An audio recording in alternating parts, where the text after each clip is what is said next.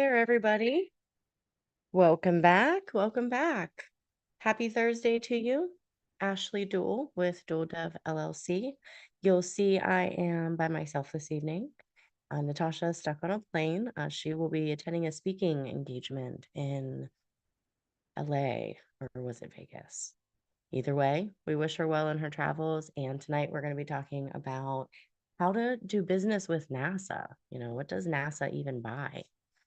They've recently started a few initiatives. I've got some information in my inbox and did a little research that I'm excited to share with you all tonight. So when we talk about, doing business with one agency or another, I do want to point out that every agency does business differently. So when we talk in government contracting about getting to know your customers are going to have different pain points, right? So I want to start, and there's probably going to be some screen sharing here this evening. Um, but a lot of folks think, because they're not in, space and aeronautics, that NASA doesn't have anything for them. And, looking at the spending and looking at the forecast, that's not necessarily true. So I look forward to sharing that with you. We're going to go over some key websites as well, resources that you can use to kind of do your homework, see if there's anything on the forecast. Maybe it makes sense for you to go and have a meeting with that buying agency. So first, I've got like 6 tabs here to show y'all. All right. Now, while this resource is a tad bit outdated, I'm going to share it with you rather anyway, because it gives a quick and easy synopsis of all of the different buying commands. I think I'm screwing up that screen share.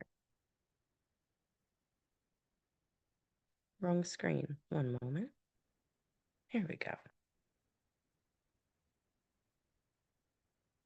We're going to do a window. Put it over here. There we go. And screen 2. I hope everybody can see this PDF okay. It looks like you should be able to on my screen. But over here on the left-hand side, these are all of the sub-agencies that are within NASA. So you have Jet Propulsion Laboratory, Johnson Space Center, Kennedy Space Center, Langley Research Center, Marshall Space Flight Center, NASA Management Office for JPL, NASA Shared Services Center, and Stennis Space Center. Now, pay less attention to the links. I tested quite a few of them, and many of them are either broken or outdated. For example, there's still a CCR link on here, and CCR has been SAM since 2012. But I was digging around a little bit, and I wanted to see, okay, what's NASA buying, right? So I'm going to pull up my good friend USA Spending. I already selected, I wanted a full fiscal year, so we did 2023, and I selected NASA as the funding agency. When NASA is doing the funding, whether or not they're doing the buying, they are the end user, right? So that's why I made that selection. And let's just kind of scroll through here and see what NASA's doing. So we've got almost 10,000 transactions in that year from 864 vehicles and a lot of grant spend, almost as many grants as there were contracts. So NASA does have their own SBIR STTR program. So they are investing in innovation and technology, and a little bit more on the resources that NASA puts out there, because I gotta say, today, the resources available today compared to what they were when I started, there's a lot more transparency nowadays. So you're able to get good at finding those resources and understanding a little bit more about your customer and being able to relate your product or your service and demonstrate how that helps them meet their goals and their mission, then you will be in a great position. And we're going to take a look at the categories to figure out what NASA is buying. And for that, we're going to go to industry code and look at product service codes first. Now, very few of you watching are probably in R&D, but we do have some transportation in here, more R&D, and then professional support, engineering and technical. I want to see a little bit more about that. So if you're one that prefers NAICS codes and that makes more sense to you, here's your R&D spend, guided missile and space vehicle manufacturing, a little more R&D. And here we're getting into the transportation on scheduled chartered flight, engineering services, facility support, computer systems design. So if you're in IT, and definitely some construction. Now, we are going to break that down a little bit further. We're going to see sort of where geographically that spend is taking place. We've got California leading the pack with 5.2, Texas, Alabama, and Florida. So if you are providing a service like construction, and you're not yet able to work nationwide, um, you can isolate this spending based on the place of performance location to get a clearer picture. We're not going to spend too much time on that. We have a pretty good idea of what they're buying, so let's look at what is coming up down the pike. And I left all these tabs up because I thought it was very important for you to kind of see how I found it, right? And that's half the battle. If you know how to do your homework in this agency, you're not going to need to remortgage your house for some $10,000 course, right? Because the information is out here. It's really just a matter of finding it. It's a process. All right, so this page is newer. Was definitely not around when I started, but I was pretty impressed by the resources that I was able to find here. So let's go through those together. 10 centers and 3,000 active partnerships. Now, I'm not going to go down a rabbit hole with you guys tonight, but I clicked on that exploring NASA partnerships, and one of those things that stuck out to me that I'm sure is still fresh on most of your minds is, bringing in real time the eclipse that just happened. We were all kind of, those of us who were in an area, of course, that we weren't able to really see very much. We were able to watch that live through a partnership of NASA. So I thought that was pretty cool. All right, small business programs. So NASA has an Office of Small Business Programs, as does most agencies, all of which that participate in the small business contracting program. So the vision of the OSBP is the acronym that's referred to, is pretty much to promote and integrate all small businesses into the competitive base of contractors that pioneer the future of space exploration, scientific discovery, and aeronautics research. And this, most importantly, when we talk about how do we engage with NASA, NASA just launched their vendor database. So they have an actual process for receiving you. I'm always talking about, to prove or demonstrate rather as a contractor, our responsiveness and responsibility immediately.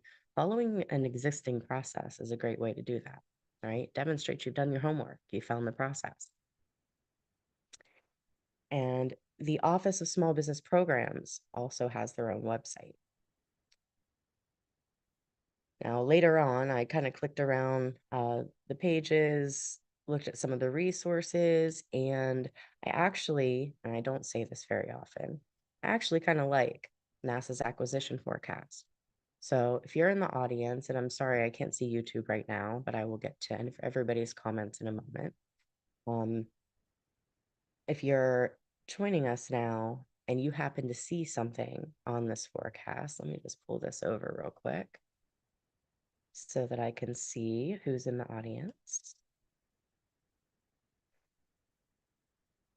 There we go.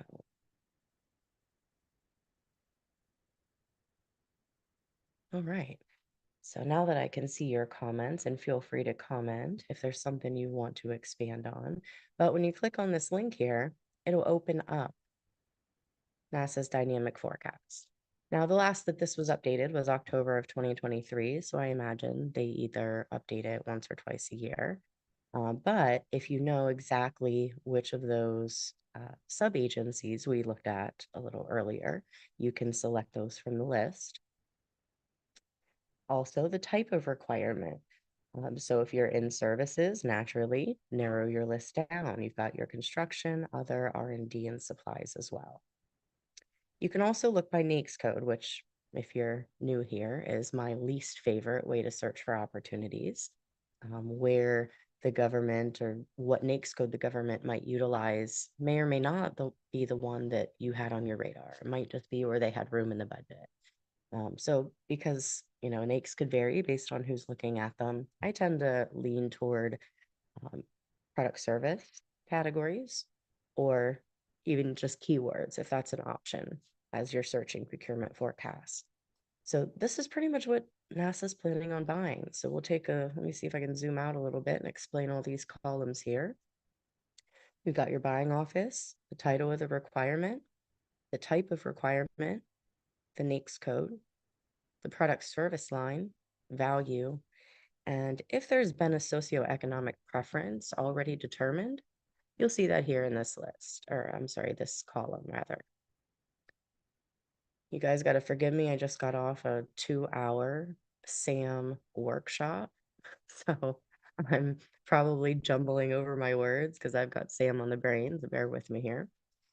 Quarter of solicitation release and the fiscal year of solicitation release.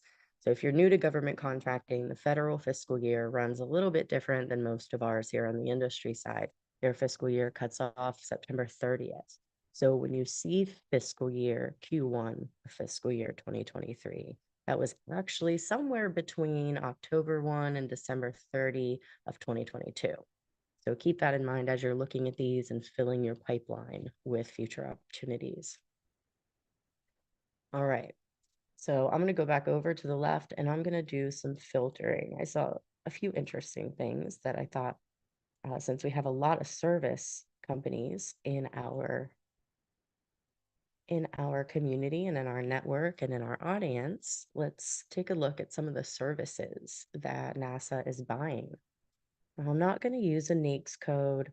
If you wanted to filter by value, you could do that too. So if you're brand new, you may be wanting to stick, in the 250,000 or under range to get your foot in the door, depending on what you do, of course. One thing that we'll all learn in government contracting eventually, either the easy way or the hard way, is that there's the rule and then there's the exception to the rule in pretty much almost all cases. So um, I don't typically filter out, even if I am an 8A or even if I am a WOSB, I don't typically use that as a filter, especially if it's something on the forecast, because if it's not been set aside yet and I happen to engage and, the source of stock comes out, maybe myself and another 8A submit a response, we can still move that set aside. Uh, through influencing the acquisition potentially. So I don't usually use those as filters. And I am definitely interested in what's coming out in 2024. So this list now we've narrowed down to services in federal fiscal 2024. So we've got some crew support. Here's some logistics support, just pretty common in our community. Environmental support services, having to do with compliance. We've got, I gotta make this a little bigger. I can't read. All right. Juniper hardware maintenance. So we've got some IT services clumped in here as well. Facility support, greater than 100 million. I'm interested to know what that is, but it might go to a large. So if you see this and it's going to a large, or it might go to a large, or maybe it is partial small business set aside, now is your sort of trigger to start finding your teaming partners if you don't already have them. Not when the solicitation hits Sam, when you see it on the forecast, right? We've got natural gas distribution. I know we have at least one in the gas and oil industry in our community. Nutanix software support, thermal desktop software, legal document management and case management system. That's interesting. So for those of you who have IT partnerships, strong IT partnerships, you may have a solution that will meet this need. 1 to 5 million, not yet set aside. So those are a few things in the service side. Is there anything that anybody in the audience wants to point out from what we see here? I know we have some engineers. Let's look at the IT services specifically and see if we can isolate those. Splunk professional services. So we can tell what they're planning on buying, and keeping in mind that not every agency will post on the forecast if it's under 250,000. So there's still value in having that meeting, right, with the small business liaison, then hopefully eventually the end users. If you're in IT services, especially, you're going to want to get your end users' pain points.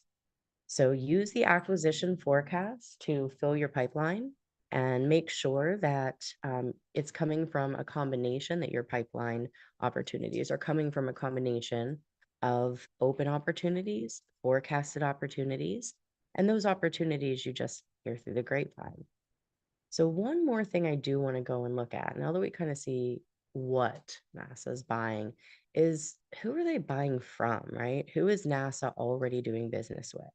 Because for a lot of new small businesses, the best way into the agency is through a prime that they're already working with. So all of that information is free here in USA Spending.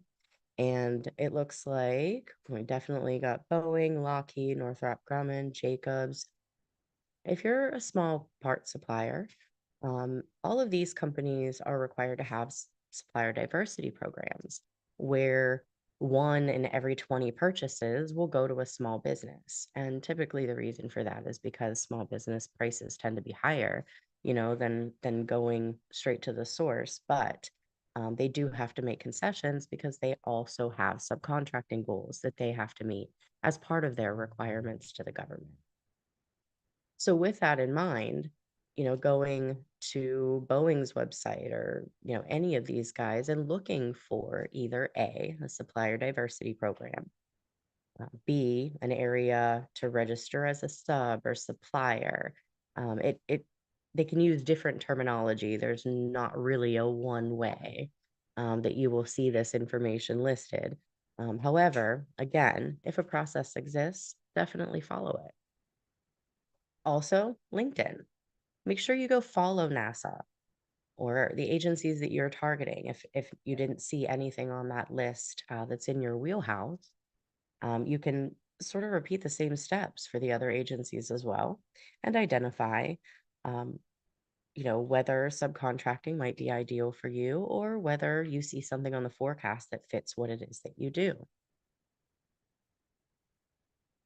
We could go down the hole here. We can also filter this by incumbent type, right? If I just wanted to see 8A companies that already had NASA contracts, I can use this tool to isolate those as well. And the reason that I bring up that example specifically is because when you are a new small business, and let's say that you are a qualified small disadvantaged business, meaning you qualify for 8A, but you're not quite there yet. You don't quite meet the requirements. Maybe you need another year, 2 years, and some contracts under your belt, right?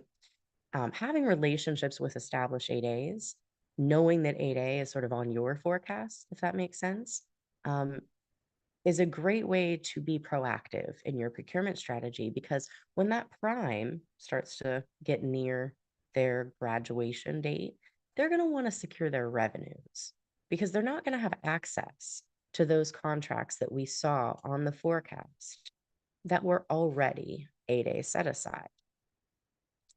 Um, so when that happens and we know that a contract is in the 8A program, it's not necessarily going to come out. Contracts do go in the 8A program, but once they go in, they stay. So if you take a look over here, that's why those are already reported as 8A set aside, because they stay in that program. So identifying the primes, the likely suspects who are 8A certified that would be competing for these contracts is a great way for the new companies that maybe don't have a lot of past performance or maybe can't carry the burden of a 50 million or $100 million requirement with NASA. There's a lot of risk associated with that. And, there's a stepping stone, a progression. So you want to work your way up, but you got to start somewhere. And that's a great way to do it. One thing that I would ask the government, if this were something that I were interested in, I'd reach out to the NASA Office of Small Business Programs and make sure that I found out whether this is a new requirement or a recompete. Some agencies do print that on their forecast, though I don't see it on NASA's forecast. That way you can kind of identify, am I going to be competing against the incumbent? Would it make more sense to work with them, depending on, those eggs that are in your basket, if you will. All right.